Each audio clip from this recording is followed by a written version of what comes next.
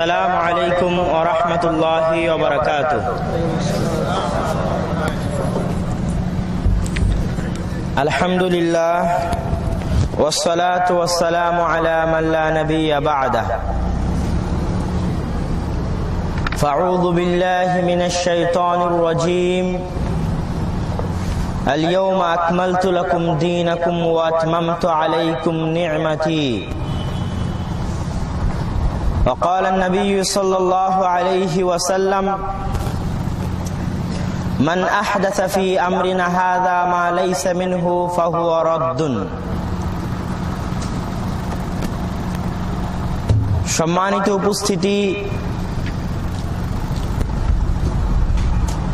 আজকের অত্র ফাহাদ ক্যাম্পে আপনাদের সামনে আলোচনার বিষয়বস্তু ঈদে মিলাদুন নবীর হাকিকত। আমি সকলকে অনুরোধ করব অত্যন্ত মনোযোগের সাথে আলোচনা শ্রবণ করার জন্য। রাসূল সাল্লাল্লাহু আলাইহি ওয়াসাল্লাম রিসালাতের দায়িত্ব নিয়ে পৃথিবীতে প্রেরিত হয়েছেন। আল্লাহ সুবহানাহু ওয়া তাআলা তাকে এই দায়িত্ব দিয়েছিলেন যে 23 বছরের জীবনে একজন মানুষের, একটা পৃথিবীর, একটি দেশের পারিবারিক, ব্যক্তিগত, সামাজিক, রাজনৈতিক যাবতীয় দিক নির্দেশনা তার 23 বছরের জীবনে পৃথিবী পরিচালনার জন্য, জীবন পরিচালনার জন্য যা লাগে সবই আল্লাহ সুবহানাহু ওয়া তাআলা তাকে দিয়ে পাঠিয়েছেন এবং মানুষের কাছে পৌঁছানো তার দায়িত্ব ছিল কোরআনের মাধ্যমে, হাদিসের মাধ্যমে।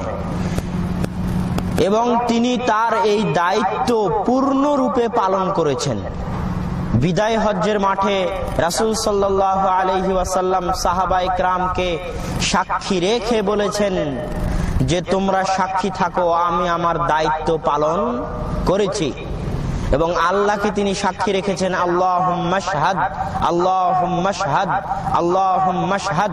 এবং আল্লাহ সুবহানাহু ওয়া তাআলাও তার পবিত্র কোরআনে সূরা মাইদার 3 নম্বর আয়াতে স্পষ্টভাবে বলে দিয়েছেন যে আল ইয়াউমা আকমালতু লাকুম দীনাকুম, আজকে আমি তোমাদের জন্য ইসলামকে পরিপূর্ণ করে দিলাম।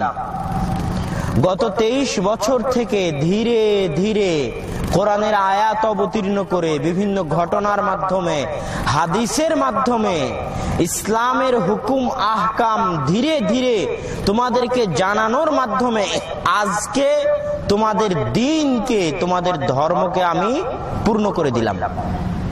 আল ইয়াউমা আকমালতু লাকুম দীনাকুম। আকমালা ইকমালু মানে পূর্ণ করা, পরিপূর্ণ হওয়া। এই বোতলটা একটু খালি আছে, তাই না? এই বোতলটা যদি পূর্ণ হয়ে যায়, একদম সম্পূর্ণ পূর্ণ, তাহলে আরবিতে এটাকে ইকমালি বলবে, আকমালা ইকমুলি ব্যবহার হবে। এখন এর উপর যদি আবার পানি ঢালার চেষ্টা করেন তাহলে বোতল থেকে পানি বের হয়ে পড়ে যাবে। তো ইসলাম পরিপূর্ণ হয়ে গেছে 1400 বছর আগে।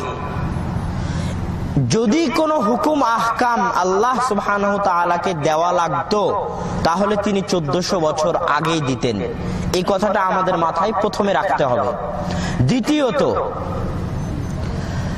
কোন একটা জিনিসের, বিশেষ করে ইসলামের বিজয়, ইসলামের ভিত্তি, এগুলোর ভিত্তি হচ্ছে ইসলামের অক্ষতার উপর, অপরিবর্তনশীলতার উপর। কেউ যদি ইসলামকে ধ্বংস করতে চায় তাহলে তার সর্বাগ্রে চেষ্টা হবে যেন ইসলামের মধ্যে পরিবর্তন সাধন করা যায়। আমাদের সবচেয়ে বড় গর্ব কি? আমাদের কোরআন অক্ষত, ঠিক না বে ঠিক? আমাদের সবচেয়ে বড় গর্ব কি? আমাদের কোরআন অক্ষত। আজকে যদি আমাদের কোরআন অক্ষত না থাকতো তাহলে এটা আমাদের জন্য লজ্জার হতো না গর্বের হতো? লজ্জার হতো। যারা ইসলামের শত্রু তারা চিরদিন চায় আমাদের এই গর্বটাকে টুকরো টুকরো করতে, খান খান করতে। তারা যদি কোরআনের মধ্যে কোনো আয়াত বৃদ্ধি করতে পারে, পরিবর্তন করতে পারে, পরিবর্ধন করতে পারে, ডিলিট করতে পারে, বাড়াতে পারে, তাহলে এটাই তাদের সবচেয়ে বড় সফলতা। আর মুসলমানদের সবচেয়ে বড় সফলতা হচ্ছে ইসলামকে অক্ষত রাখা। 1400 বছর আগে যেমন ছিল আজকেও তেমন রাখা, এটাই হচ্ছে মুসলমানদের সবচেয়ে বড় সফলতা। কথা বোঝা যাচ্ছে তো? এই জন্য ইহুদি খ্রিস্টান বিশ্ব যখন রাসূল সাল্লাল্লাহু আলাইহি ওয়াসাল্লাম মারা গেলেন এবং আবু বকর রাদিয়াল্লাহু তাআলা আনহু খেলাফতে অধিষ্ঠিত হলেন, খেলাফতে অধিষ্ঠিত হওয়ার পর আবু বকর রাদিয়াল্লাহু তাআলা আনহু খেলাফতে অধিষ্ঠিত হওয়ার আগেই বা রাসূল সাল্লাল্লাহু আলাইহি ওয়াসাল্লাম মৃত্যুবরণ করার আগেই তিনি একটা বাহিনী পাঠিয়েছিলেন রোমের উদ্দেশ্যে, রোম মানে ইউরোপের উদ্দেশ্যে যুদ্ধ করার জন্য উসামা বিন জায়েদের নেতৃত্বে। উসামা বিন জায়েদ ছিলেন অল্প বয়স্ক তরুণ। তো তারা রাস্তায় থাকতেই রাসূল সাল্লাল্লাহু আলাইহি ওয়াসাল্লামের মৃত্যু হয়ে যায়। তো রাসূলের মৃত্যুর খবর শুনে ওসামা বিন জায়েদের নেতৃত্বাধীন সেই বাহিনী মদিনায় ফিরে আসে এবং রাসূল সাল্লাল্লাহু আলাইহি ওয়াসাল্লামের মৃত্যুর পর তার কাফন দাফন সম্পূর্ণ হওয়ার পর আবু বকর রাদিয়াল্লাহু তাআলা আনহু যখন খেলাফতে অধিষ্ঠিত হলেন, 3 থেকে 4 দিন সময় লেগেছিল রাসূলের কাফন দাফন হতে বিভিন্ন কারণে এবং খলিফা নির্বাচিত হতে। এই 3 দিনে পুরো আরব বিশ্বের মানচিত্র পাল্টে গেছিল। যারা মুনাফিক ছিল তারা ইসলাম থেকে ফিরে চলে গেল, কেউ নতুন নবীর দাবিদারদের অনুসারী হলো, মুসাইলামাতুল কাজ্জাব, তোলাইহা আল আসাদি এই জাতীয় মিথ্যুক নবীদের অনুসারী হলো, কেউ তার পূর্বের ধর্মে ফিরে গেল, আর কেউ ইসলামকে অস্বীকার করলো, কেউ যাকাতকে অস্বীকার করলো। পুরো আরব বিশ্বে ফিতনা হু হু করে ছড়িয়ে পড়লো একদম 3 থেকে 4 দিনের মধ্যে। এইরকম কঠিন পরিস্থিতিতে আবু বকর রাদিয়াল্লাহু তাআলা আনহু খলিফা হচ্ছেন। আর সাহাবীদের জন্য রাসূলের মৃত্যুর চাইতে দুঃসংবাদ, কষ্টের সংবাদ, রাসূলের মৃত্যুর চাইতে আঘাতের সংবাদ তাদের জন্য আর কিছু ছিল না। তাদের মনোবল একদম ভেঙে খান খান হয়ে গেছিল। ওমর রাদিয়াল্লাহু তাআলা আনহু তো বিশ্বাসই করতে পারছেন না যে আল্লাহ রাসূল মারা গেছে। তিনি বলছেন, যে বলবে আল্লাহ রাসূল মারা গেছে তার গর্দান কেটে দেব। তো এইরকম একটা কঠিন পরিস্থিতিতে আবু বকর রাদিয়াল্লাহু তাআলা আনহু ক্ষমতায় আসলেন। সারা বিশ্বের কুফফার শক্তি এখন চাচ্ছে যখন সাহাবীদের মনোবল এইরকম, যখন আরব বিশ্বের মুসলমানেরা এইভাবে মুরতাদ হয়ে যাচ্ছে, মুনাফিক যারা ছিল তারা নিজেদের ধর্মে ফিরে যাচ্ছে, এটাই মোক্ষম সুযোগ ইসলামকে ধুলার সাথে মিশিয়ে দেওয়ার। মদিনায় হামলা করো আর ইসলামকে ধুলার সাথে মিশিয়ে দাও, কেননা এখন তাদের মনোবল ভাঙ্গা। এরকম কঠিন পরিস্থিতিতে যখন আবু বকর রাদিয়াল্লাহু তাআলা আনহু খলিফা হলেন, তখন ওই যে বাহিনী যাকে রাসূল সাল্লাল্লাহু আলাইহি ওয়াসাল্লাম প্রেরণ করেছিলেন রোমের উদ্দেশ্যে যুদ্ধের জন্য, ওমর রাদিয়াল্লাহু তাআলা আনহু সহ সকলেই আবু বকর রাদিয়াল্লাহু তাআলা আনহুকে পরামর্শ দিচ্ছেন যে এখন এই বাহিনীকে মদিনাতেই রাখেন, মদিনার নিরাপত্তা আগে দরকার। কথা বুঝতে পারছেন? কেননা এখন সারা আরব বিশ্বের অবস্থা খারাপ, ইসলামের শত্রুরা মদিনায় আক্রমণ করতে পারে, এটাই মোক্ষম সুযোগ। আর মুজাহিদরা যদি মদিনার বাইরে চলে যায় তাহলে মদিনার হেফাজত কে করবে? তো যেই মুহূর্তে ওমর রাদিয়াল্লাহু তাআলা আনহু সহ সকল সাহাবায়ে কেরাম আবু বকরকে এই পরামর্শ দিচ্ছেন, এরকম কঠিন পরিস্থিতিতে আবু বকর রাদিয়াল্লাহু তাআলা আনহুর ভূমিকা হচ্ছে, তিনি বলছেন, লাউ আন্নাত তায়রা তাখাত্তাফনা ওয়ালাউ আন্নাস সিবা হাওলাল মাদিনা, যদি পশু পাখি আমাদের শরীরকে ছিঁড়ে ছিঁড়ে টুকরো টুকরো করে খায়, ওয়ালাউ আন্নাস সিবা হাওলাল মাদিনা, হিংস্র পশুরা যদি মদিনাকে ঘিরে ধরে, আর যদি উম্মাহাতুল মুমিনিনদের পা নিয়ে লাতাজরিল কিলাবু বিআকদামি উম্মাহাতিল মুমিনিন, আয়েশা রাদিয়াল্লাহু তাআলা আনহা সহ যত উম্মাহাতুল মুমিনিন আছে তাদের পা যদি টেনে হিচড়ে কুকুররা মদিনার বাইরে নিয়ে যায়, তবুও আমি আবু বকর মা রাদাতু জাইশান ওয়াজ্জাহাহু রাসূলুল্লাহ সাল্লাল্লাহু আলাইহি ওয়াসাল্লাম, ওই বাহিনীকে আমি আটকাবো না, ফিরিয়ে দিব না যেই বাহিনীকে আল্লাহর রাসূল রওনা করেছিলেন। আল্লাহু আকবার। যেই পতাকা আল্লাহর রাসূল উত্তোলন করেছিলেন ওই পতাকা আমি অবনমন করব না। ইমাম বাইহাকি রাহিমাহুল্লাহর আল ইতিকাদ গ্রন্থের প্রথম খণ্ডের 345 নম্বর পৃষ্ঠা। আবু বকর রাদিয়াল্লাহু তাআলা আনহুর এই দৃঢ় সিদ্ধান্তের কারণে যখন মুজাহিদিন একরাম মদিনা থেকে বের হয়ে পুনরায় রোমের উদ্দেশ্যে ইসলামের নবী মুহাম্মদ সাল্লাল্লাহু আলাইহি ওয়াসাল্লামের মৃত্যুর মাত্র 3 দিনের মাথায় রওনা হলো, তখন সারা কুফফার বিশ্বের কাছে এই সংবাদ পৌঁছে গেল যে মুহাম্মদের মৃত্যু হয়েছে তো কি হয়েছে, এখনো তার সাহাবা ইকরামের মনোবল অটুট আছে, সাহস তাদের সাহসী ধ্বংস হয়ে গেল।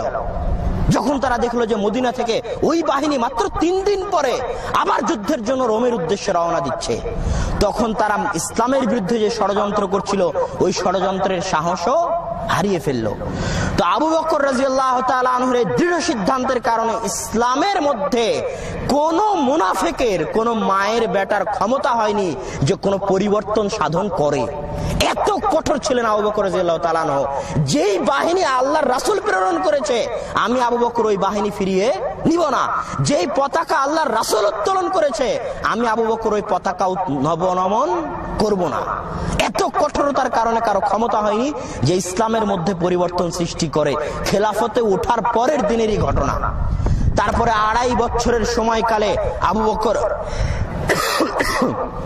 আবু বকর রাদিয়াল্লাহু তাআলা আনহু যখন যাকাতের ফিতনা যারা মাথা উত্তোলন করলো, যাকাতের যারা ফিতনা, তাদের বিরুদ্ধেও আবু বকর রাদিয়াল্লাহু তাআলা আনহু অত্যন্ত কঠোর অ্যাকশন নিলেন। তিনি বলতে বলতে এই পর্যায়ে গেলেন যে ওয়াল্লাহি লাউ মানাউনি ইনাকান কানু ইয়ারুদ্দুনা ইলা রাসূলিল্লাহি সাল্লাল্লাহু আলাইহি ওয়াসাল্লাম লাকাতালতুহুম। আল্লাহর কসম করে বলছি, যারা আল্লাহর রাসূলের যুগে যাকাত তো দিত, উটের সাথে উটের দড়িও দিত, ভেড়ার সাথে ভেড়ার দড়িও দিত, দুম্বার সাথে দুম্বার দড়িও দিত। আজকে আমি আবু বকরের যুগে যদি শুধু ভেড়া দেয়, দড়ি না দেয়, তো ওই দড়ির জন্য আমি আবু বকর যুদ্ধ করব তাদের বিরুদ্ধে। সহিহ বুখারী 1400 নম্বর হাদিস। আবু বকর রাদিয়াল্লাহু তাআলা আনহুর এই কঠোর পদক্ষেপের কারণে 2.5 বছরের এই সময়ে কারো ক্ষমতা হয়নি যে ইসলামের মধ্যে বিন্দুমাত্র পরিবর্তন সৃষ্টি করে। এই অক্ষত ইসলামকে নিয়ে ওমর রাদিয়াল্লাহু তাআলা আনহু তার 10 বছরের শাসনকালে পুরো পৃথিবীর অর্ধ বিশ্বের ক্ষমতা, অর্ধ বিশ্বে ইসলামের পতাকা পথ করে উঠছিল। যখন ইহুদি খ্রিস্টান বিশ্ব দেখলো যে ইসলামকে শক্তির জোরে দমিয়ে রাখা যাচ্ছে না, তখন তারা ইসলামের মূল মেরুদণ্ডে আঘাত হানার চেষ্টা করলো যে ইসলামের মধ্যেই পরিবর্তন সৃষ্টি করো, ইসলামের মধ্যেই পরিবর্ধন সৃষ্টি করো, ইসলামের হুকুম আহকামকে চেঞ্জ করে দাও, যোগ বিয়োগ করো। এই পরিকল্পনা নিয়ে তারা মাঠে নামলো এবং ওসমান রাদিয়াল্লাহু তাআলা আনহুর মৃত্যুর পরে খারিজি এবং শিয়া ফিরকার উদ্ভবের মাধ্যমে তারা তাদের চক্রান্তে অনেকটা সফল এবং আজ পর্যন্ত তাদের এই চক্রান্ত চলছে। তারা এটাই প্রমাণ করতে চায় যে ইসলামের এই অবিকৃত ধর্মকে, ইসলামের এই অক্ষত ধর্মকে ক্ষতবিক্ষত করে দাও, বিকৃত করে দাও। তাদের সবচেয়ে বড় সহযোগী হচ্ছে বেদাতীরা। এই জন্য প্রথমে বললাম যে ইসলাম পরিপূর্ণ। আল্লাহ সুবহানাহু ওয়া তাআলা সূরা মায়েদার 3 নম্বর আয়াতে স্পষ্ট বলে দিয়েছেন। আবু বকর রাদিয়াল্লাহু তাআলা আনহু ইসলামকে অক্ষত রাখার ক্ষেত্রে কঠোর পদক্ষেপ অবলম্বন করেছেন।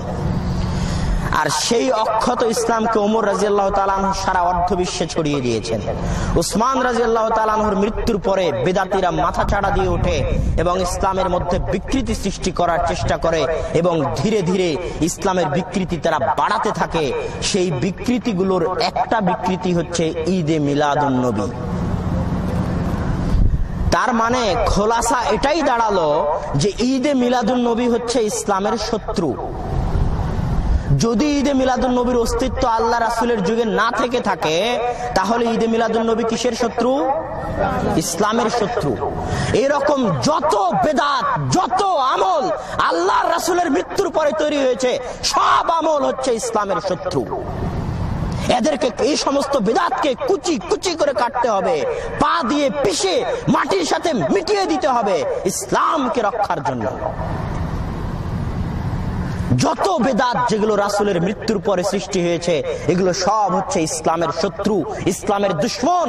যারা ইসলামকে শক্তির জোরে দমিয়ে রাখতে পারেনি, তারা ইসলামকে ভেতর থেকে ধ্বংস করার জন্য এই জাতীয় আমল এবং এই জাতীয় বেদাত গুলো ইসলামের মধ্যে এবং মুসলমানদের মনের মধ্যে প্রবেশ করানোর চেষ্টা করেছে। সম্মানিত উপস্থিতি, যত বেদাতি সৃষ্টি হোক, আল্লাহর রাসূল সাল্লাল্লাহু আলাইহি ওয়াসাল্লাম চলে গেলেন, খোলাফায়ে রাশিদিন চলে গেলেন। খোলাফায়ে রাশিদিনের যাওয়ার পরে বড় বড় সাহাবী আব্দুল্লাহ বিন আব্বাস, আব্দুল্লাহ বিন ওমর, আব্দুল্লাহ বিন আমর ইবনে আস, বড় বড় সাহাবীরা 100 হিজরি যাবত জীবিত ছিলেন। আনাস রাদিয়াল্লাহু তাআলা আনহু 100 হিজরির মাথার দিকে মারা গেছেন। তখনও ঈদে মিলাদুন নবীর কোনো অস্তিত্ব ছিল না। খলিফা ওমর বিন আব্দুল আজিজ, আহমদ ইবনে হাম্বল, ইমাম বুখারী, ইমাম মুসলিম, ইমাম আবু দাউদ, ইমাম ইবনে মাজাহ, ইমাম মুসলিম, আবু হানিফা, শাফিঈ, ইমাম মালিক, কত বড় বড় মহান ব্যক্তি চলে গেছেন। তখনও ঈদে মিলাদুন নবীর অস্তিত্ব ছিল না। 631 খ্রিস্টাব্দের দিকে একজন শিয়া বাদশাহ মুজাফফর নামের সেই ঈদে মিলাদুন নবীকে অস্তিত্বে নিয়ে আসে। ঈদে মিলাদুন নবী যারা পালন করে, তাদের না জয়ীফ হাদিস, না জাল হাদিস, না সাহাবায়ে কেরামের আমল, না রাসূলের আমল কিছুই দেখানোর ক্ষমতা নাই। জাস্ট এতটুকুই প্রমাণ করতে পারবে যে ইসলামকে ধ্বংস করার একটা অন্যতম আমল 631 খ্রিস্টাব্দে একজন নামধারী শিয়া, নামধারী মুসলিম শিয়া বাদশাহ মুজাফফর যে আমল আবিষ্কার করেছিল, সেই আমলকে আজকের নামধারী মুসলমানেরা ইসলামকে ধ্বংস করার কাজে এখন অব্যাহতভাবে পালন করে যাচ্ছে।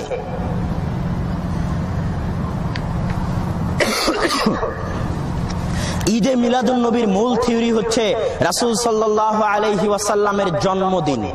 মিলাদ শব্দটা আরবি, যার অর্থ হচ্ছে জন্মের দিন, জন্মের স্থান, জন্মের তারিখ। এটাকে বলা হয় ইসমে আলা, ইসমে জরফ, যা স্থান কালের জন্য ব্যবহার হয়, স্থানের জন্য ব্যবহার হয়, কালের জন্য ব্যবহার হয়।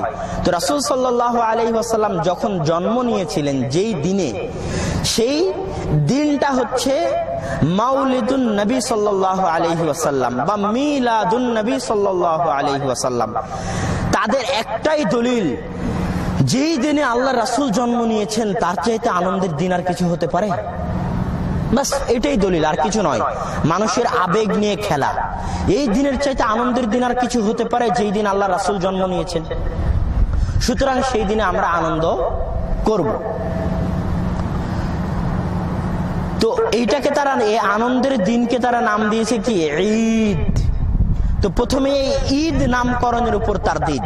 রাসূল সাল্লাল্লাহু আলাইহি ওয়াসাল্লাম যখন মক্কা থেকে হিজরত করে মদিনায় আসলেন, তখন মদিনাবাসী 2টা দিনে আনন্দ উৎসব করত, মেহেরজান আর নওরোজ।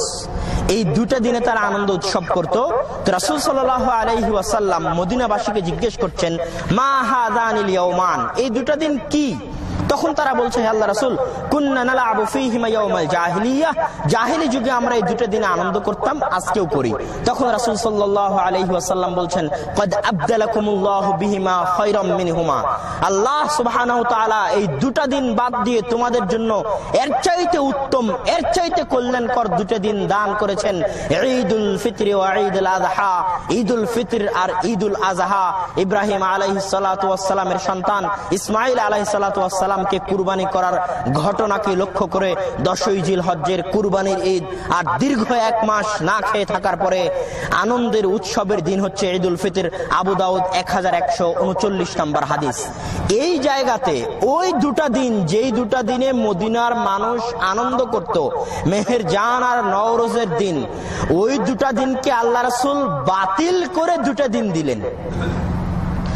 শব্দ হচ্ছে আবদালা, পরিবর্তন করা। আমার কাছে একটা মোবাইল আছে, আপনার কাছে এই মোবাইলটা আছে। পরিবর্তন করা মানে এটার জায়গায় আরেকটা, এটাও আমার কাছে থাকবে, এটাও আমি নিব, এটা পরিবর্তন নয়, এটাকে বলা হয় বাড়ানো। কথা কি বুঝতে পারছেন? তো হাদিসে আল্লাহ রাসূল বলছেন পরিবর্তন করে দিলাম, মানে যে 2টা ছিল ওই 2টা বাদ, আর ওই 2টার বদলে দুটা দিলাম, ঈদুল ফিতর আর ঈদুল আজহা। যদি আল্লাহ রাসূল ওই দুটা রেখে তার সাথে আর দুটা ঈদুল ফিতর ঈদুল আজহা দিতেন, তাহলে কিয়ামত পর্যন্ত রাস্তা ছিল ওই আনন্দের দিন আবিষ্কার করার। কিন্তু ওই দুটা দিন যখন আল্লাহ রাসূল বাতিল করে দিয়ে দুটা দিন দিয়েছেন, তার মানে কিয়ামত পর্যন্ত মুসলমানদের আনন্দের জন্য ঈদুল ফিতর আর ঈদুল আজহা ছাড়া কোনো দিন নাই। যদি কেউ ঈদুল ফিতর এবং ঈদুল আজহা ছাড়া কোনো নির্দিষ্ট দিনকে আনন্দের জন্য পালন করে, তাহলে রাসূল সাল্লাল্লাহু আলাইহি ওয়াসাল্লামের এই হুকুমকে সে অপমান করলো, রাসূল সাল্লাল্লাহু আলাইহি ওয়াসাল্লামের এই নির্দেশকে সে অপমান করলো। সুতরাং ঈদুল ফিতর এবং ঈদুল আজহা ছাড়া দ্বিতীয় কোনো আনন্দের দিনের সুযোগ নাই। সুতরাং ঈদে মিলাদুন নবীরও সুযোগ নাই। দ্বিতীয় পয়েন্ট, ঈদুল ফিতর এবং ঈদুল আজহা দুই দিনেই ঈদের সালাত আছে, মাঠে গিয়ে ঈদের সালাত আদায় করা হয়। তো তোমরা ঈদে মিলাদুন নবীকে ঈদের সালাত ঈদের একটা ঈদ উপাধি দিলা, তো ঈদে মিলাদুন নবী কোন মাঠে কখন কোথায় সালাত আদায় করা হয়? জামাতবদ্ধ ভাবে। ঈদ যখন নাম দিয়েছে তখন সালাত আদায় করাও দরকার। যদি ঈদে মিলাদুন নবী নতুন আবিষ্কার করতে কোনো সমস্যা না থাকে, তাহলে সালাত যোগ করতে কোনো সমস্যা আছে? কোনো সমস্যা নেই। কথা বুঝেননি? মানে এটা ঈদই না। যদি ঈদ হতো তো কিছু তো থাকতো। ইসলামকে ধ্বংস করার একটা চক্রান্ত মাত্র। তারা বলে যে খ্রিস্টানরা তাদের নবী ঈসা আলাইহিস সালাতু ওয়াস সালামের জন্মের দিন যেইভাবে উদযাপন করে বড় দিন, আমরা তাদের চাইতে আমাদের রাসূলকে বেশি ভালোবাসি, আমরা উদযাপন করব। তাহলে তাদেরকে বলতে হবে যে ঈসা আলাইহিস সালাতু ওয়াস সালামকে খ্রিস্টানরা তো রব মনে করে, আল্লাহ মনে করে, আল্লাহর ছেলে মনে করে, তো তোমরাও তাহলে আল্লাহর রাসূলকে রব মনে করো, আল্লাহর ছেলে মনে করো। নাউযুবিল্লাহ। কথা বুঝেননি? যদি ওদের দেখা দেখি, ওদের সাথে পাল্লা দিতে গিয়ে আনন্দের দিন বানানো যায়, তো ওরা যেমন আল্লাহর ছেলে বানিয়েছে, তোমরাও আল্লাহর ছেলে বানিয়ে দাও। ওয়াল ইয়াযু বিল্লাহ, আস্তাগফিরুল্লাহ।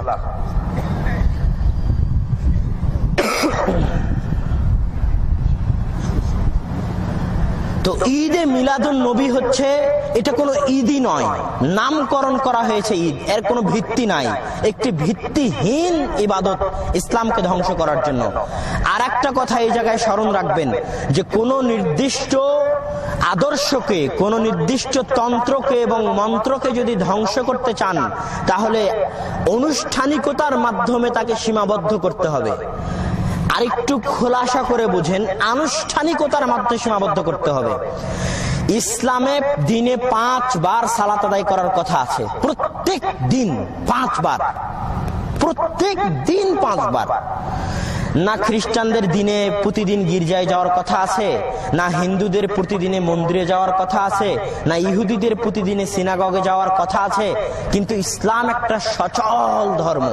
প্রত্যেক দিন 5 বার মসজিদে যেতে হবে, 5 বার মসজিদের মাইক থেকে আজানের আওয়াজ আসবে। যেখান থেকে সূর্য ওঠা শুরু হয়েছে ওখান থেকে ফজরের আজান হচ্ছে, যেখানে যেখানে সূর্য যাচ্ছে ওখানে ওখানে ফজরের আজান হচ্ছে। কথা বুঝেননি? বাংলাদেশে যখন ফজরের আজান হচ্ছে ঢাকায়, তার 2-3 মিনিট পরে সিরাজগঞ্জে ফজরের আজান হচ্ছে, তার 2-3 মিনিট পরে নাটোরে ফজরের আজান হচ্ছে, তার 2-3 মিনিট পরে রাজশাহীতে ফজরের আজান হচ্ছে, তার 2-3 মিনিট পরে মুর্শিদাবাদ মালদায় ফজরের আজান হচ্ছে, তার 2-3 মিনিট পরে পূর্ণিয়া পাটনা কাটিহারে ফজরের আজান হচ্ছে। এইভাবে ফজরের আজান চলতেই আছে। ফজরের সময় শেষ না হতেই জোহর শুরু হচ্ছে, জোহর শেষ না হতেই আসর শুরু হচ্ছে। সারা পৃথিবীতে সব সময় আল্লাহু আকবার, আল্লাহু আকবারের আওয়াজ গুঞ্জরিত হচ্ছে। এর নাম হচ্ছে সচল ধর্ম। কথা বুঝেননি? তো যে ধর্মগুলো সচল নয়, অচল, ওগুলো নির্দিষ্ট দিনের সাথে সীমাবদ্ধ। খ্রিস্টানরা ওই 31st নাইট বা বড়দিন, 25শে ডিসেম্বরের বড়দিন, একদিন আনন্দ উৎসব করলো, শেষ, আর জিন্দিগিতে ধর্মকর্মের নাম নাই। তো মুসলমানদের ধর্মগুলোকেও যেন এই রকম আনুষ্ঠানিকতার মধ্যে সীমাবদ্ধ করা যায়। বাকি দিনে নামাজের কোনো নামগন্ধই নাই। দাড়ি চাছা, টাকনুর নিচে প্যান্ট পরে রাসূলকে নাকি ভালোবাসে ঈদে মিলাদুন নবীর জশ্নে জুলুস বের করতে গেছে। ইসলামকে ধ্বংস করতে গেছে, ইসলামকে মাটির সাথে মিশাতে গেছে, যেন সকল মুসলমান শিখে যে বাস ঈদে মিলাদুন নবীর দিনে আনন্দ করলো, তারপর আর কিচ্ছু নাই।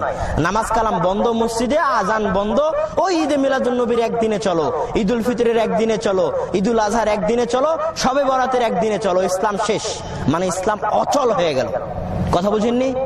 আনুষ্ঠানিকতার মধ্যে ইসলামকে সীমাবদ্ধ করে দেওয়া মানে হচ্ছে ইসলামকে অচল করে দেওয়া, অথচ ইসলাম হচ্ছে একটা সচল ধর্ম। আরে 5 ওয়াক্ত সালাতের এত গুরুত্ব, এত গুরুত্ব, এত গুরুত্ব যে আল্লাহর রাসূল বলছে যে আমাদের মধ্যে আর তোমাদের মধ্যে পার্থক্য হচ্ছে মুশরিকদের মধ্যে, হিন্দুদের মধ্যে আর মুসলমানদের মধ্যে পার্থক্য হচ্ছে সালাত। কিয়ামতের দিন সর্বপ্রথম যে জিনিসের হিসাব নেওয়া হবে কি? সালাত। যার সালাতের হিসাব ঠিক হয়ে গেল তার সব হিসাব চলবে, আর যার সালাতের হিসাব ঠিক নাই তার কিছুই চলবে না। তো যে 5 ওয়াক্তের 1 ওয়াক্ত সালাত আদায় করে না, ট্রাকে করে জশ্নে জুলুস মানাতে ঈদে মিলাদুন নবীর দিন বের হয়েছে, ওর কি হবে? মনে করছে এটাই ইসলাম। যেখানে আল্লাহ রাসূল বলছে সালাত ছাড়া বাকিগুলো বেকার, সেখানে এরা বলতে চাচ্ছে ঈদে মিলাদুন নবীর দিনে উপস্থিত হলেই সব হয়ে গেল, আর কিছু লাগবে না। আল্লাহ রাসূল বলছে সালাত নাই তো কিছু নাই, এরা বলছে শুধু ঈদে মিলাদুন নবী করো তাহলেই হয়ে গেল, আর কিচ্ছু লাগবে না। এইভাবেই ইসলামকে ধ্বংস করতে হয়, এটাই ইহুদি খ্রিস্টানরা শিখিয়েছে, এইভাবেই তারা ইসলামকে ধ্বংস করছে। আনুষ্ঠানিকতার মধ্যে সীমাবদ্ধ করে দেওয়া মানে ইসলামকে ধ্বংস করে দেওয়া। ইসলাম আনুষ্ঠানিকতার জন্য আসেনি, মসজিদের মধ্যে 4 দেওয়ালের মধ্যে আবদ্ধ হওয়ার জন্য আসেনি। ইসলাম পৃথিবীর কোনায় কোনায়, মসজিদ থেকে নিয়ে সংসদ ভবন পর্যন্ত, পারিবারিক ব্যক্তিগত জীবন থেকে নিয়ে রাজনৈতিক, রাষ্ট্রীয়, অর্থনৈতিক জীবন পর্যন্ত সকল ক্ষেত্রে কোনায় কোনায় ইসলামের চাক্ষুষ এবং স্পষ্ট দিক নির্দেশনা আছে। এটাই পৃথিবীর একমাত্র ধর্ম যা মানুষের জীবনের সকল বিষয়ের দিক নির্দেশনা দিয়েছে। অন্য কোন ধর্মে এত সকল বিষয়ের দিক নির্দেশনা নাই। সাহাবায়ে কেরাম বলছে আল্লাহ রাসূল আমাদেরকে সব কিছু শিখিয়েছেন, এমনকি পেশাব পায়খানার পদ্ধতিও শিখিয়েছেন। আল্লাহু আকবার। এর চাইতে পূর্ণাঙ্গ ধর্ম আর হতে পারে না। এই জন্য ইহুদি খ্রিস্টানরা এই ধর্মকে এত ভয় পায়। এই ধর্মকে 4 দেওয়ালের মসজিদের মধ্যে সীমাবদ্ধ করে দাও, 5 ওয়াক্ত সালাত বা ঈদে মিলাদুন নবী এগুলোর মধ্যে সীমাবদ্ধ করে দাও, বাস আর দরকার নাই, শুধু চিল্লা লাগালে ইসলাম হয়ে গেল, আর কিছু করার দরকার নাই। এইভাবে ইসলামকে তারা ধ্বংস করতে চায়, অথচ ইসলাম একটি পূর্ণাঙ্গ কমপ্লিট কোড অফ লাইফ। আপনার জীবনের জন্মদিন থেকে মৃত্যু পর্যন্ত জীবনের সকল বিষয়ের দিক নির্দেশনা ইসলামে আছে। সুতরাং ইসলামের মধ্যে বিকৃত সৃষ্টি করার, যেগুলোই বিকৃত সৃষ্টি করবে সেগুলোই হচ্ছে ইসলামের শত্রু। আর ওই বিকৃত সৃষ্টিকারী বিষয়গুলোকে সালাফে সালেহিন বলেন বেদাত। ওই বিকৃত সৃষ্টিকারী বিষয়গুলোকে সালাফে সালেহিন কি বলেন? বেদাত। রাসূল সাল্লাল্লাহু আলাইহি ওয়াসাল্লাম বেদাতের তারদীদ বহু জায়গায় করেছেন।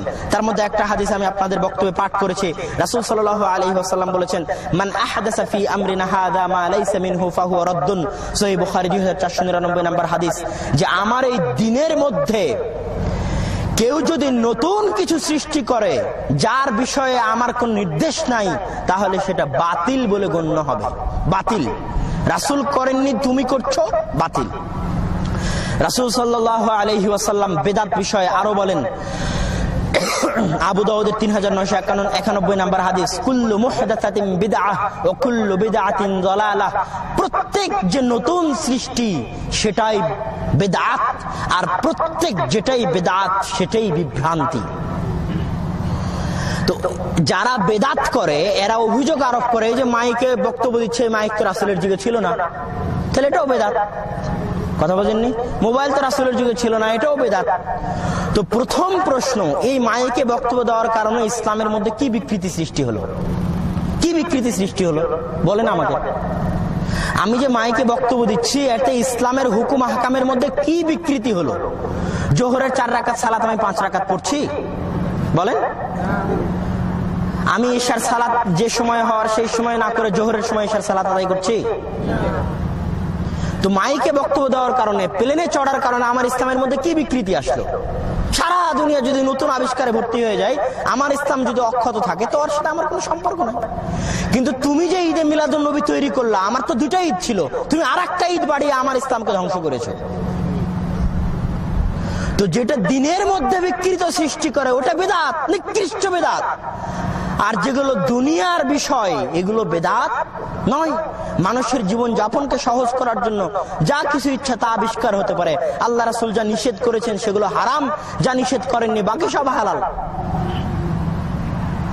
তো সম্মানিত উপস্থিতি, যারা বেদাতি বেদাত করে তাদের কিয়ামতের ময়দানে ভয়াবহ পরিণতি হবে। রাসূল সাল্লাল্লাহু আলাইহি ওয়াসাল্লাম যখন হাউজে কাউসারে উপস্থিত থাকবেন, হাউজে কাউসারে যখন উপস্থিত থাকবেন তখন রাসূল সাল্লাল্লাহু আলাইহি ওয়াসাল্লামের নিকটে উম্মতে মুসলিমা, মুসলমানদের উম্মত যাবে এবং তাদেরকে অজুর অঙ্গ আলোকিত হওয়ার মাধ্যমে আল্লাহ রাসূল চিনতে পারবেন। যেতে যেতে একদল জামাতের উপর পর্দা নিক্ষেপ করে দেওয়া হবে, আড়াল করে দেওয়া হবে রাসূল থেকে। আল্লাহ রাসূল জিজ্ঞেস করবেন, এরা কারা, কেন তাদেরকে আড়াল করে দিচ্ছে, এরাই তো আমার উম্মত। তখন ফেরেশতাগণ বলবেন যে ইন্নাকা লা তাদরি মা আহদাসু বা'দাক, আপনি জানেন না আপনার মৃত্যুর পরে এরা কি করেছিল, কি কি নতুন জিনিস আপনার দিনের মধ্যে এরা সৃষ্টি করেছে, এটা আপনি জানেন না। যদি জানতেন তাহলে কথা বলতেন না। তখন আল্লাহ রাসূল শুনে বলবেন তিনবার, সুহকান সুহকান সুহকান লিমান গায়্যারা বা'দি, বুখারীর 6584 নম্বর হাদিস, যে দূর হও দূর হও দূর হও যারা আমার মৃত্যুর পরে আমার ধর্মে পরিবর্তন সৃষ্টি করেছে। আমার মৃত্যুর পরে আমার ধর্মে পরিবর্তন সৃষ্টি করেছো মানে তোমরা কি বুঝাতে চেয়েছো? ইমাম মালিক বলছেন তাদের কথা, যারা আল্লাহর রাসূলের মৃত্যুর পরে ধর্মের মধ্যে নতুন জিনিস সৃষ্টি করেছে তাদেরকে আল্লাহ রাসূল বলছেন দূর হও। কেন? তারা এটা বুঝাতে চাচ্ছে রাসূলের মৃত্যুর পরে নতুন জিনিস সৃষ্টি করার মাধ্যমে তারা এটা বুঝাতে চাচ্ছে। ইমাম মালিক রাহিমাহুল্লাহ বলছেন যে মানিবতাদা ফিল ইসলামি ওয়া ইয়ারাহা হাসানান, যে ব্যক্তি ইসলামের মধ্যে নতুন কিছু সৃষ্টি করলো এবং সেটাকে কল্যাণ ও সুন্দর মনে করলো, ফাকাদ জামা, তাহলে সে যেন বলতে চাইলো আন্না মুহাম্মাদান খানা ফির রিসালা, মুহাম্মদ রিসালাতের দায়িত্ব পালন করতে খেয়ানত করেছে। নাউযুবিল্লাহ। তোমরা আমার মৃত্যুর পরে আমার ধর্মের মধ্যে নতুন জিনিস আবিষ্কার করে কি বুঝাতে চেয়েছো? আমি মুহাম্মদ সাল্লাল্লাহু আলাইহি ওয়াসাল্লাম আমার 23 বছরের জীবনে আমার উপর প্রদত্ত রিসালাতের দায়িত্ব পালন করতে আল্লাহর সাথে আমি খেয়ানত করেছি। সুহকান সুহকান, তোমরা দূর হও। এই সমস্ত বিদআতীদের উপর অভিশাপ যারা এটা বুঝাতে চায় ঈদে মিলাদুন নবী আবিষ্কার করার মাধ্যমে যে আল্লাহর রাসূল রিসালাতের দায়িত্ব পালন করতে খেয়ানত করেছেন, এটা আল্লাহ রাসূলের সাথে ভালোবাসা না আল্লাহ রাসূলকে অপমান করা? অপমান করা। আল্লাহু আকবার। আল্লাহ রাসূলকে অপমান করে তারা বলছে আমরা আল্লাহ রাসূলকে ভালোবাসি। এর চাইতে বড় আশ্চর্যের, এর চাইতে বড় মজাকের, জোকসের আর কিছু হতে পারে না। এই কথা ইমাম মালিক থেকে নকল করছেন ইমাম শাতিবী ইতিসাম গ্রন্থের প্রথম খণ্ডের 24 পৃষ্ঠায়। সম্মানিত উপস্থিতি, তো বেদাতীদের কিয়ামতের মাঠে এরকম পরিণতি তো হবে হবে। দুনিয়ার মাঠে বেদাতীদের কোন আমল আল্লাহ সুবহানাহু ওয়া তাআলা কবুল করবেন না। সহিহ বুখারীর 7300 নম্বর হাদিস, লা ইয়াকবালুল্লাহু মিনহু সারফান ওয়ালা আদলান। যেহেতু বেদাত মানে ইসলামের শত্রু, তো বেদাতি মানেও ইসলামের শত্রু, বুঝেননি? তো ইসলামের শত্রুদের আমল আল্লাহ সুবহানাহু ওয়া তাআলা কেন কবুল করবেন? রাসূল সাল্লাল্লাহু আলাইহি ওয়াসাল্লাম বলছেন কোন বেদাতির নফল সালাতও কবুল হবে না, ফরজ সালাতও কবুল হবে না, নফল ইবাদতও কবুল হবে না, ফরজ ইবাদতও কবুল হবে না। সহিহ বুখারীর 7300 নম্বর হাদিস। যারাই ইসলামের মধ্যে নতুন কিছু সৃষ্টি করবে আল্লাহ রাসূলের মৃত্যুর পরে তাদের কোনো আমল, তাদের কোনো ইবাদত কবুল করা হবে না। সম্মানিত উপস্থিতি, সাহাবায়ে কেরাম রাসূল সাল্লাল্লাহু আলাইহি ওয়াসাল্লামের মৃত্যুর পরে বিদআতকে প্রতিহত করার ক্ষেত্রে অনেক অবদান রেখেছেন। তন্মধ্যে আবু বকর রাদিয়াল্লাহু তাআলা আনহুর কথা তো বললামই। আব্দুল্লাহ বিন মাসউদ রাদিয়াল্লাহু তাআলা আনহু থেকে বর্ণনা পাওয়া যায়, তাকে গিয়ে আবু মুসা আশআরী রাদিয়াল্লাহু তাআলা আনহু বলছে যে আপনি জানেন মসজিদে আমি কি দেখে আসলাম? কি দেখে আসলে? মসজিদে দেখে আসলাম একদল মানুষ গোল হয়ে বসে পাথর দিয়ে তাসবিহ গণনা করছে। পাথর দিয়ে কি করছে? তাসবিহ গণনা করছে। তখন আব্দুল্লাহ বিন মাসউদ রাদিয়াল্লাহু তাআলা আনহু বাড়ি থেকে বের হয়ে এসে তাদেরকে বলছেন, ইয়া উম্মাত মুহাম্মদ মা আসরা হালাকাতিকুম, হে উম্মতে মুহাম্মদ, কত দ্রুত তোমরা ধ্বংসের দিকে এগিয়ে গেলে, অথচ আল্লাহর রাসূলের সাহাবীরা এখনো জীবিত আছে তোমাদের মাঝে। আল্লাহর রাসূলের কাপড় ওয়াহাদিহি সিয়াবুহু লাম তাবলু, আল্লাহর রাসূলের কাপড় এখনো অক্ষত আছে, নষ্ট হয়ে যায়নি। কত দ্রুত তোমরা বেদাতের দিকে এগিয়ে গেলে। মানে সাহাবা ইকরাম আল্লাহ রাসূলের জীবদ্দশায় এইভাবে গোল হয়ে বসে পাথর দিয়ে তাসবিহ গণনা করতেন না। তো আল্লাহ রাসূলের মৃত্যুর পরে তোমরা কেন করতে গেলে? যেটা আল্লাহ রাসূল করেননি, আল্লাহ রাসূলের যুগে যা হয়নি আজ তা হবে না। যদি করো মানে ইসলামকে ধ্বংস করতে চাচ্ছ, ইসলামকে নষ্ট করতে চাচ্ছ, ইসলামকে ধূলিসাৎ করতে চাচ্ছ, তোমরা ইসলামের শত্রু। তেমনি ইমাম মালিক রাহিমাহুল্লাহর পক্ষ থেকে বর্ণনা পাওয়া যায় যে ইমাম মালিক রাহিমাহুল্লাহর নিকটে একজন ব্যক্তি এসে বলছে যে আমি উমরার জন্য ইহরাম বাঁধতে চাই রাসূলের কবরের পাশ থেকে। মদিনাবাসী মদিনার জন্য ইহরামের যেই জায়গা, সেই জায়গা থেকে ইহরাম না বেঁধে কোথায় থেকে ইহরাম বাঁধবো? আল্লাহ রাসূলের কবরের পাশ থেকে। তখন ইমাম মালিক রাহিমাহুল্লাহ তাকে বলছেন, ইন্নী আখশা আলাইকাল ফিতনা, আমি ভয় পাচ্ছি যে তুমি ফিতনায় পতিত হয়ে যাবে। তখন সে বলছে, ওয়া আইয়ু ফিতনাতিন হাযিহি, এটা আবার কি ফিতনা? আমি তো আরো অনেক মাইল দূর থেকে ইহরাম বাঁধলাম, এখান থেকে ইহরাম বাঁধার জায়গা তো আরো কয়েক মাইল পরে, আমি তো তারও আগে থেকে ইহরাম বাঁধলাম, তো আমি তো ভালো কাজই করলাম, খারাপ কি করলাম? আরো কয়েক মাইল আমি ইহরাম অবস্থায় থাকলাম, কত আগে ইহরামের কাপড় পরলাম, এটা তো আমি ভালো কিছুই করলাম, এখানে ফিতনা কি আছে?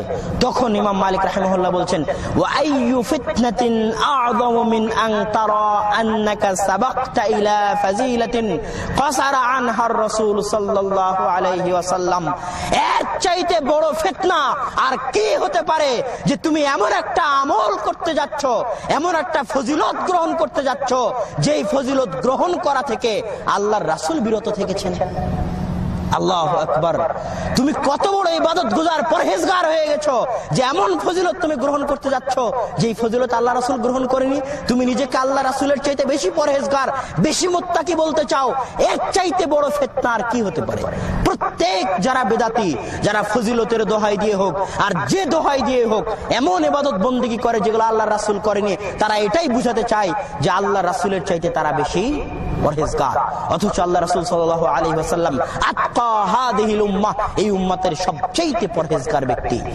সুতরাং যে কাজ আল্লাহ রাসূল করেনি সে কাজ যদি আপনি করতে চান তাহলে আপনি আল্লাহ রাসূলকে অপমান করছেন, আর কিছু নয়, শুধুই অপমান।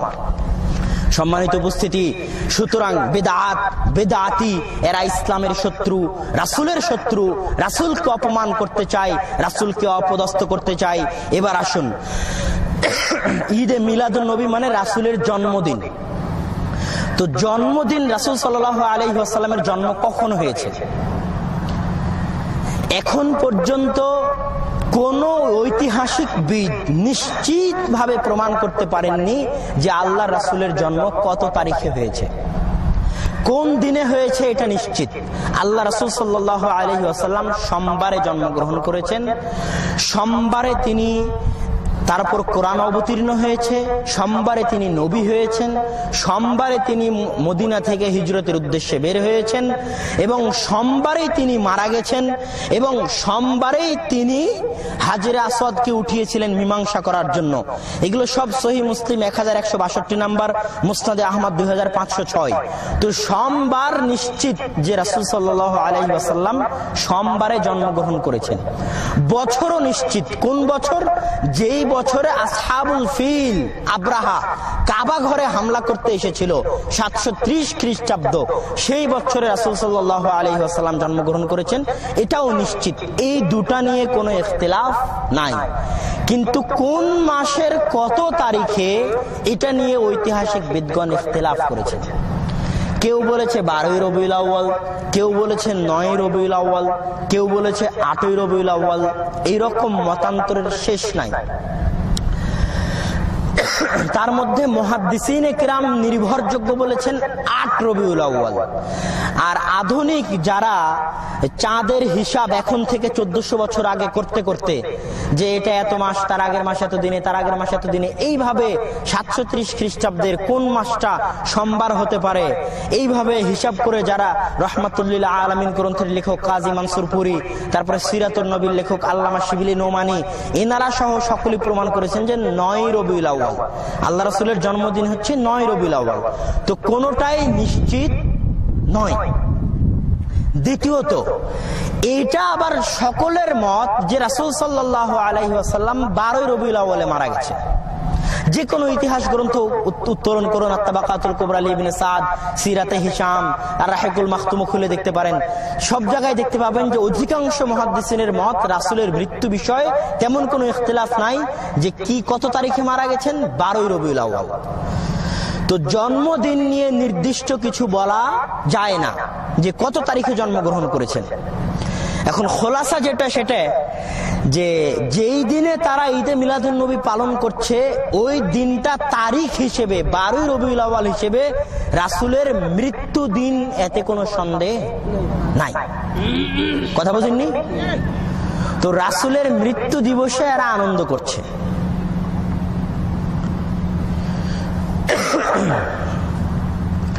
তারপরে যেটা কথা যে রাসূল সাল্লাল্লাহু আলাইহি ওয়াসাল্লামকে জিজ্ঞেস করা হয়েছিল যে রাসূল সাল্লাল্লাহু আলাইহি ওয়াসাল্লাম সোমবারে সিয়াম রাখতেন, বৃহস্পতিবারে সিয়াম রাখতেন, প্রত্যেক সপ্তাহের 2 দিনে তিনি সিয়াম পালন করতেন।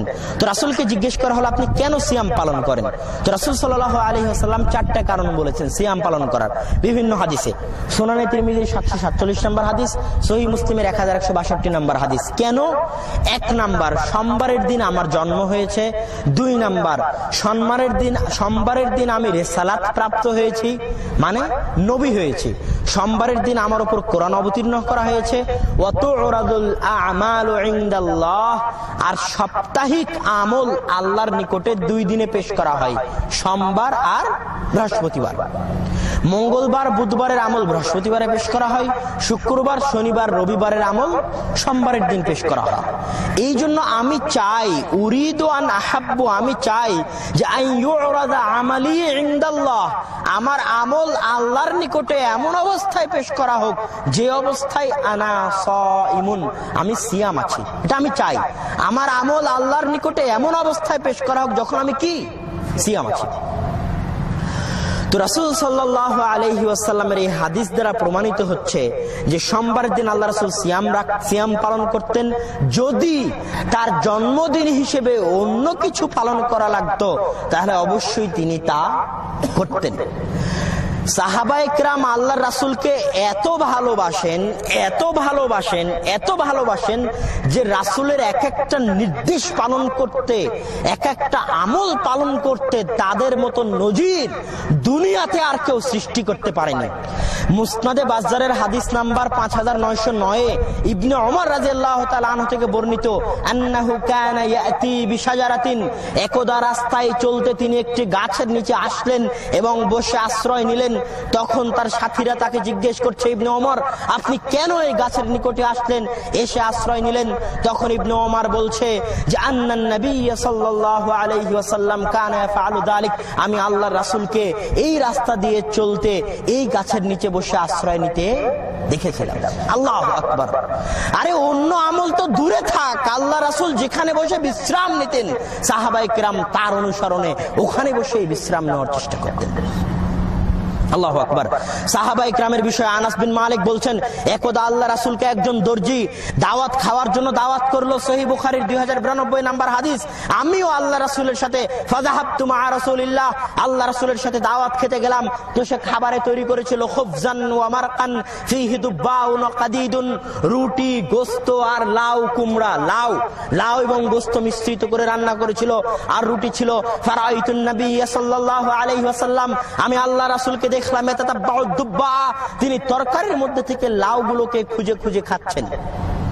আনাস বিন মালিক রাদিয়াল্লাহু তাআলা আনহু বলছেন ফালাম আযাল উহিব্বুদ দুব্বা মিন ইয়াউমাইজিন, সেই দিন থেকে নিয়ে আজ পর্যন্ত আমি ইমাম মালিক লাউকে ভালোবাসি। আল্লাহু আকবার। সহিহ বুখারীর 2092 নাম্বার হাদিস। সাহাবায়ে কেরাম রাসূল সাল্লাল্লাহু আলাইহি ওয়াসাল্লামকে এত ভালোবাসতেন, এত অনুসরণ করতেন। ইবনে ওমর রাদিয়াল্লাহু তাআলা আনহু থেকে বর্ণিত, তিনি বলছেন মুসনাদে আহমদ 5249 নাম্বার হাদিস, যে রাসূল সাল্লাল্লাহু আলাইহি ওয়াসাল্লাম একটা স্বর্ণের আংটি খাতমা মিন যাহাবিন তার হাতে পরেছিলেন।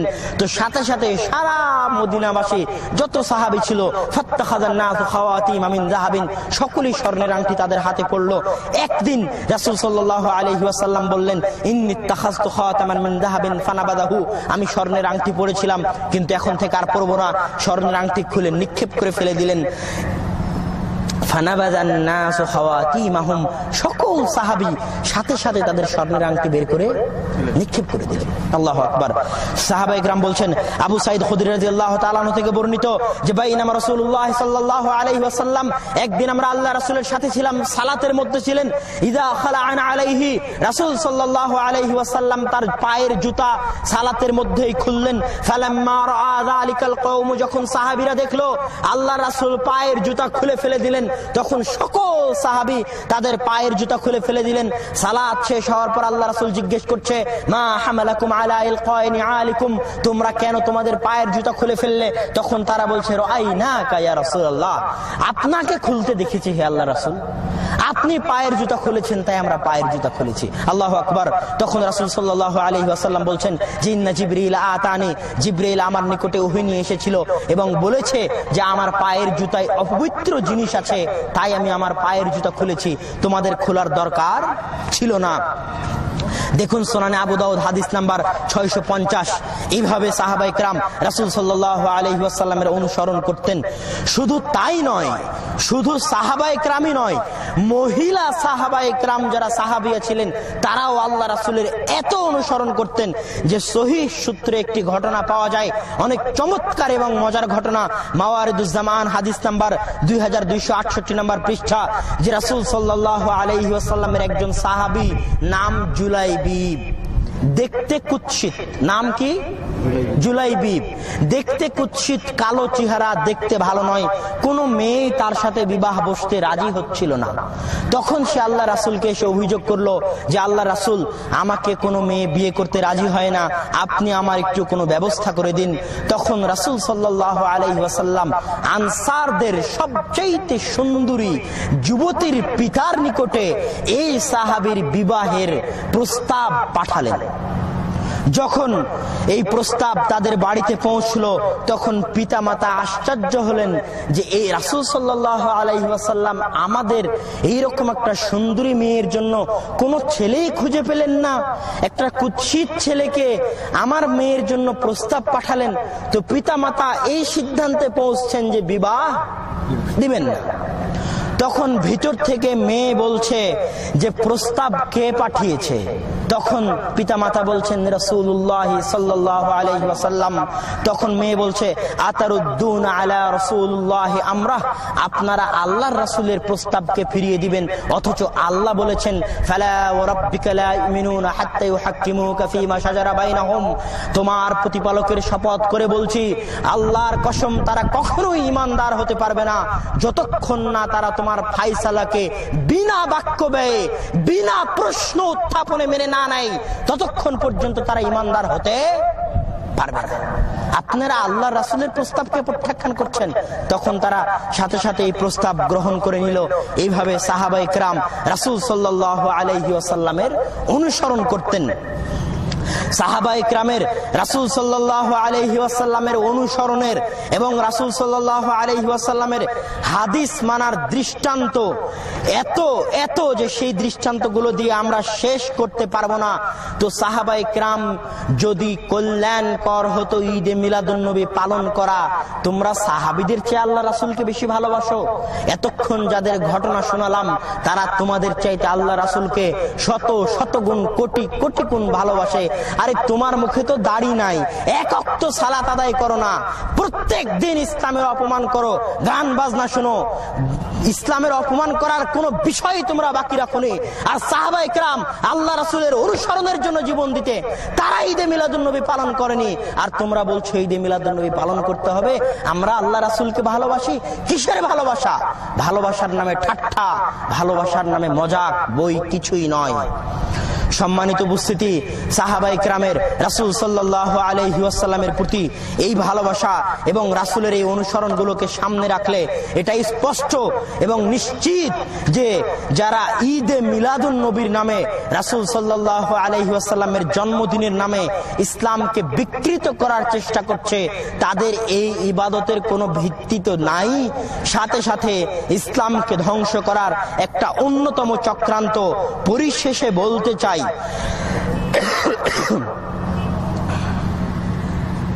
পরিশেষে বলতে চাই যে একদল জামাত আছে যারা ঈদে মিলাদুন নবী তো পালন করে না, কিন্তু সিরাতুন নবী ঠিকই পালন করে। সিরাতুন নবী মানে রবিউল আউয়াল মাসে জালসা, বিশেষ করে রবিউল আউয়াল মাসে জালসার আয়োজন করা হবে সিরাতুন নবীর নামে, আর সেই জালসায় রাসূলের জীবনী বর্ণনা করা হবে, এটা হচ্ছে সিরাতুন নবী। এরা মিলাদুন নবী পালন করে না, কিন্তু কি করে? সিরাতুন নবী পালন করে। এটাও মিলাদুন নবীর এক প্রকার সহযোগিতা। এগুলোও চলবে না। রাসূল সাল্লাল্লাহু আলাইহি ওয়াসাল্লামকে ভালোবাসতে হবে ওইভাবে যেইভাবে সাহাবায়ে কেরাম আল্লাহর রাসূলকে ভালোবেসেছেন, ওইভাবে যেইভাবে সাহাবায়ে কেরাম আল্লাহর রাসূলকে ভালোবেসেছেন।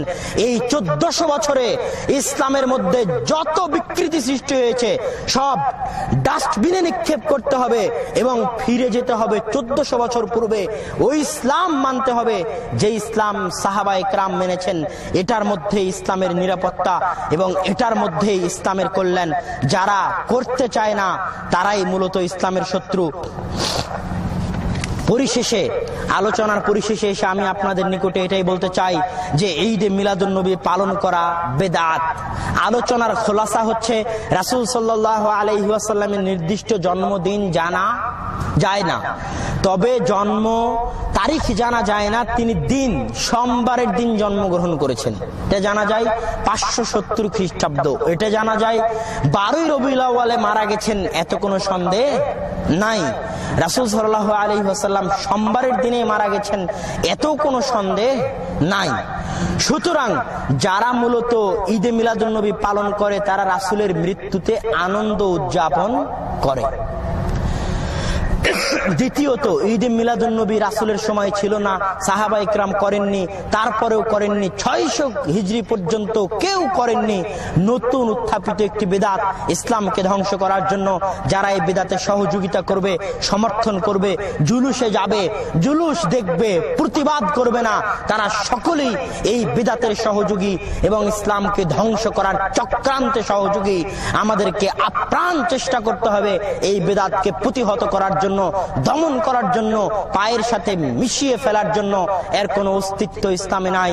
আল্লাহ সুবহানাহু ওয়া তাআলা আমাদেরকে তৌফিক দান করুক এই জাতীয় বিদআত থেকে, এই জাতীয় জঘন্য কর্মকাণ্ড এবং যাবতীয় বিদআত থেকে বেঁচে থাকার তৌফিক দান করুক। আল্লাহুম্মা আমিন। ওয়া আখির দাওয়ানা আনিল হামদুলিল্লাহি রাব্বিল আলামিন। আসসালামু আলাইকুম ওয়া রাহমাতুল্লাহি ওয়া বারাকাতুহু।